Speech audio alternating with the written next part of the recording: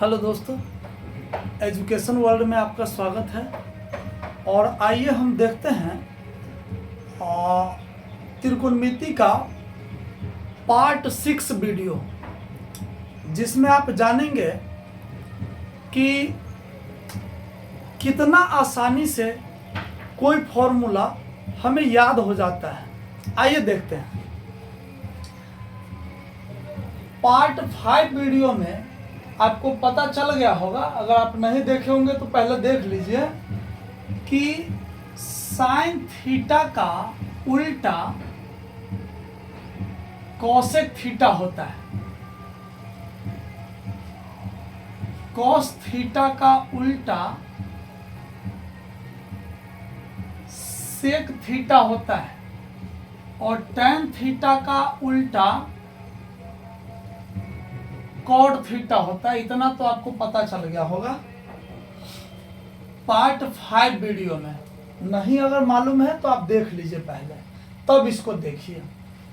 Sign का उल्टा cosec, cos का उल्टा सेक और टैन का उल्टा कॉट होता है। जब ऐसा होता है तो मैं एक फॉर्मेट बनाया हूं, आप याद कर सकते हैं। एक दूसरे के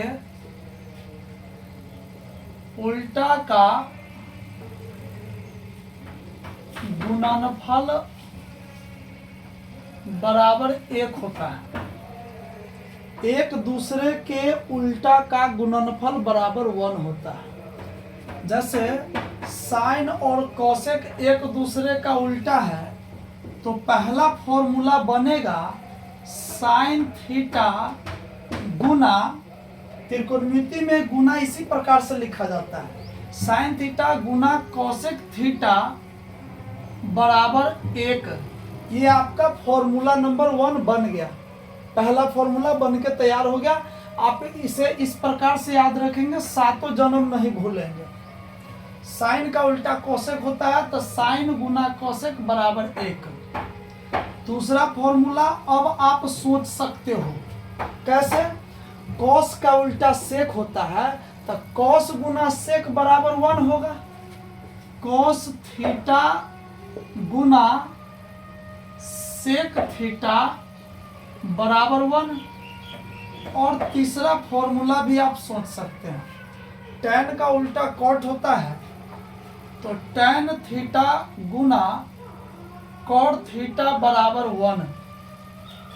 तो इस प्रकार से आपने देखा कि 1, 2, 3 फॉर्मूला जो आपके दिमाग का उपज है।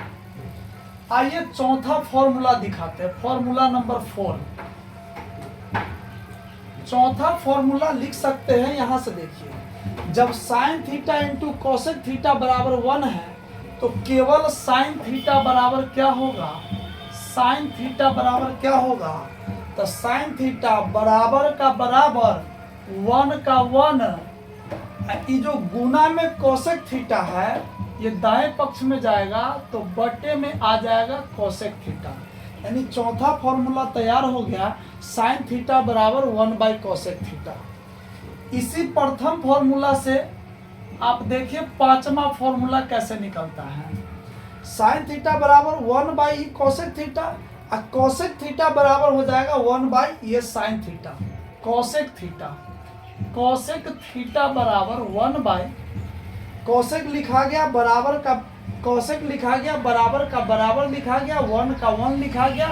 केवल साइन का बाएं पक्ष से दाएं पक्ष में ले जाना है तो साइन गुना में है, गुना में कोसेक के गुना में साइन है तो इधर आएगा बटे में। गुना वाला चला आता भाग में यानी बटे में। अब देखिए, अब फॉर्मूला नंबर 6।